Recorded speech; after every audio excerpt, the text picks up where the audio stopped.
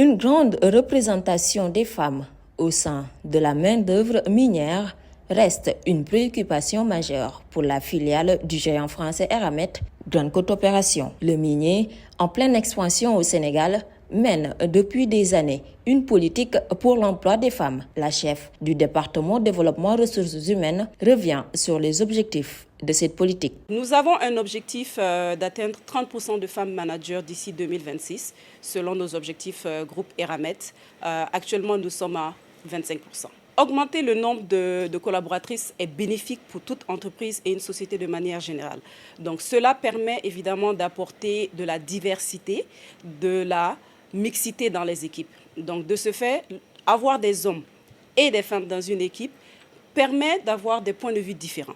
Cela nous permet de confronter des idées, n'est-ce pas, d'être beaucoup plus efficaces, plus innovants et plus performants. Donc c'est pourquoi nous, on considère qu'il est primordial de créer, de promouvoir du moins l'inclusion et l'égalité professionnelle en fait pour créer un environnement de travail plus équilibré et performant. Pour un secteur extractif juste, inclusif et égalitaire, dès le recrutement, GCO procède à une discrimination dite positive en faveur des femmes. Ce processus consiste en 3 étapes. Donc une première étape interne qui est ouverte à tous les collaborateurs de GCO. Une deuxième étape communautaire où nous émettons le besoin à nos différentes commissions, Kébémer et Mewan. Et une troisième étape où nous faisons l'appel à candidature à l'ensemble du territoire du Sénégal. Donc à toutes ces étapes-là, nous on essaye de faire en sorte que après réception des profils, nous faisons un CV screening. Donc nous faisons les évaluations des profils qu'on a reçus.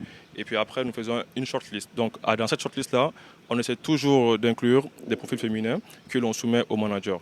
Donc après cette étape soumission de la shortlist au manager, nous passons à l'étape entretien.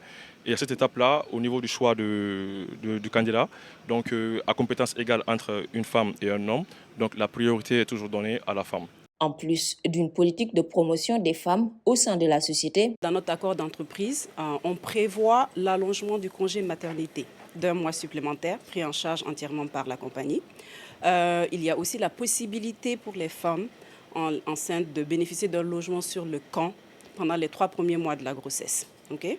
En sus de cela aussi, nous avons aussi la possibilité de les faire bénéficier d'une journée en télétravail par semaine, lorsque le poste le permet évidemment, jusqu'au 15e mois de l'enfant.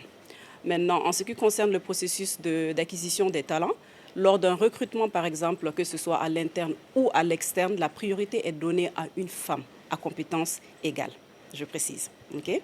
Et aussi, dans le cadre du recrutement, nous travaillons avec des cabinets de recrutement et chaque cabinet doit nous proposer à minima dans la shortlist une femme. GCO tient également au leadership féminin. Au niveau du service talent, nous portons une attention particulière à notre population féminine en déployant chaque année des programmes de développement. Ce sont des programmes de coaching, de leadership et nous en avons 3 qui sont spécialement dédiés aux femmes et depuis 2021, nous avons 9 femmes qui ont pu participer à ces programmes. L'objectif, c'est de pouvoir identifier ces femmes à potentiel, ces femmes qui ont du talent pour pouvoir les accompagner, pouvoir les coacher et pour les aider à prendre en main leur carrière. Aujourd'hui encore, dans la mentalité de nos managers, de nos collaborateurs, il y a l'image que certains emplois sont exclusivement dédiés aux hommes. Et l'une des missions du service développement des talents, c'est justement de pouvoir introduire la conduite du changement et pousser les managers et les collaborateurs à penser autrement. La politique pour favoriser l'emploi des femmes au sein de GCO n'est pas juste un slogan. C'est ton état d'esprit, c'est ton engagement fort que nous avons tous, bien sûr avec le soutien infaillible de notre CEO.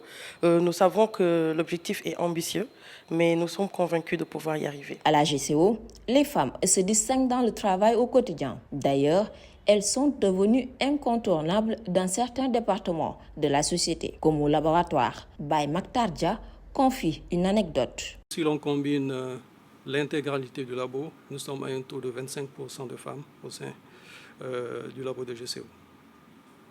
Peut-être vous donner juste une anecdote pour vous montrer l'importance des femmes au niveau de GCO. Il y a quelques mois de cela, elles étaient toutes parties pour une formation, un séminaire d'intégration pour 2 jours. Et on a ressenti réellement d'une manière terrible, puisque des 200 échantillons, parce que peut-être qu'on faisait moins de la moitié des échantillons qu'on devait faire. En 2023, 35 femmes ont été embauchées sur les 94 recrutements de l'année. Fin juin 2024, GCO comptait 97 femmes en contrat à durée indéterminée sur un effectif total de 842 CDI, des avancées notables appréciées par des collaboratrices.